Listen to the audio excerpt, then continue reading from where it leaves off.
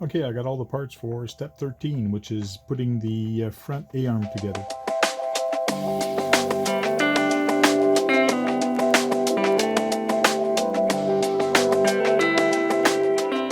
So this is the bottom plate that's going to go in the front, and the A-arms are actually apart, so you actually have to put them together.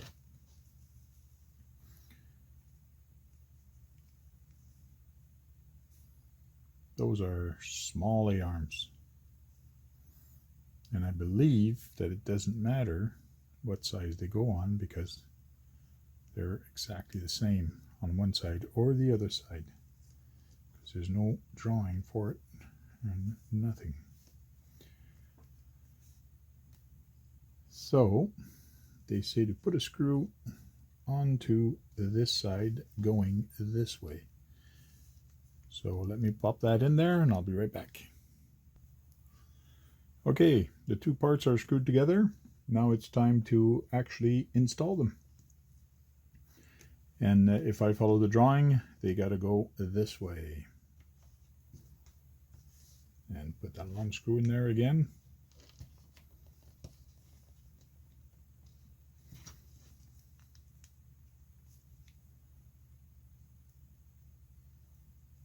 Again, I'm trying to put this in the camera for you guys. Here we go. Trying to do both sides at the same time. Not a good thing. So here we go. We've got one side.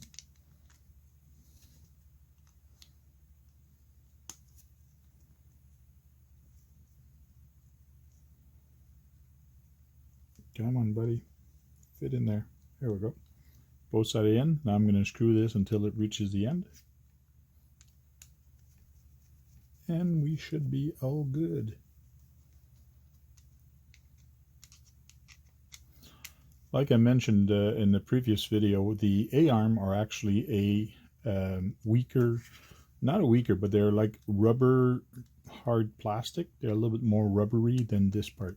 So when you're screwing, it's way easier, so just be careful. So there we go, the A-arm for the front. Okay, step 11 consists on sandwiching a whole bunch of parts together.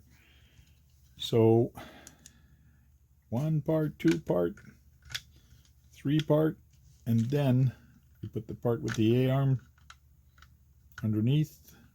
Come on. And then once everything is screwed, it's going to be the front end.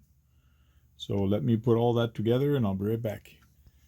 There we go, all installed, all the pieces there. And now it's time to move on to the next. Okay, it's time for step 15, and let me tell you, it's a doozy. There's a lot of parts, and it's the bell crank. So following all the steps is going to be fun, and I have all the parts there.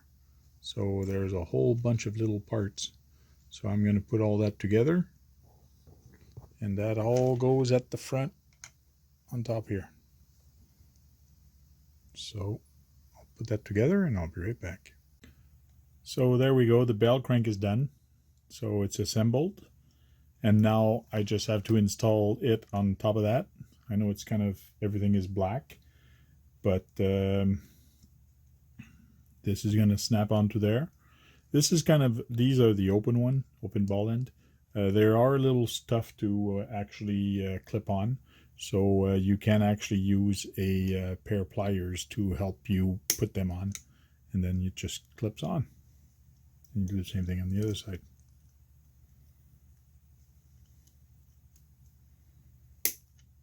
There we go. And now to install it on here with the bearings. Here I'm going to be installing some bearings on the top and bottom, and grease that up. There we go, bell crank's all installed, and it's nice and smooth as butter. This thing's move pretty easy. To step number 16, which is the front carriers for the steering. Okay, step 16 has, again, a lot of parts.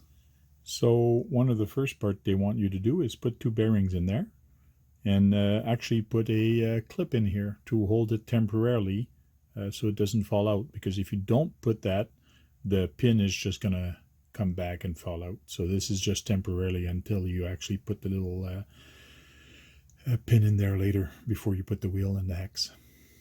So now what I'm going to do is I'm going to install this onto here for the C knuckle and use these screws.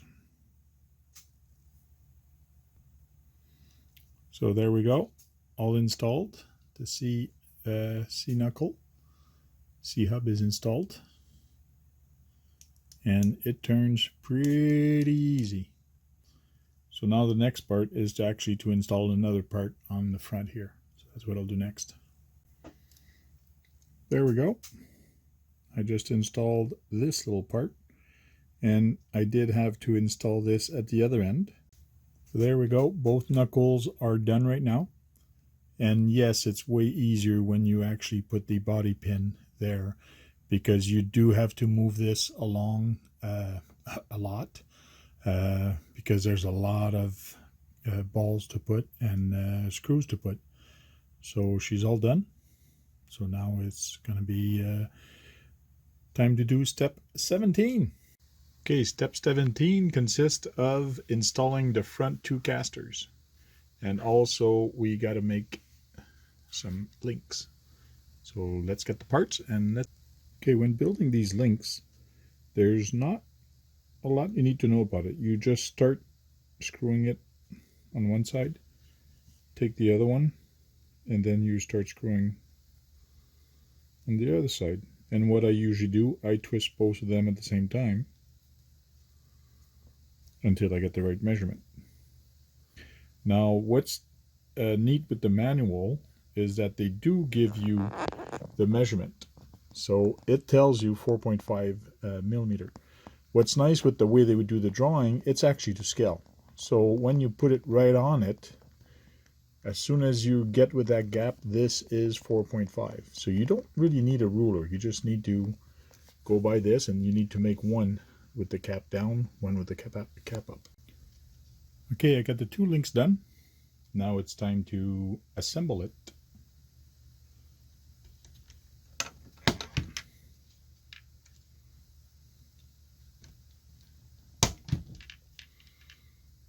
And we're going to put the front caster on.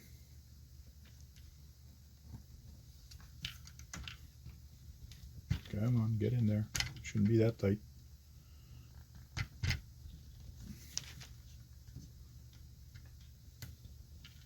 Being temperamental.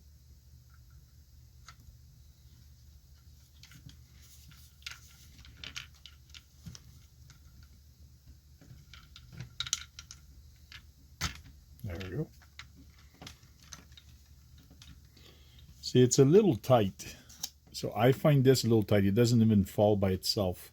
So what I'm going to do is I'm just going to take my knife and I'm just going to clean it up on either one of the sides.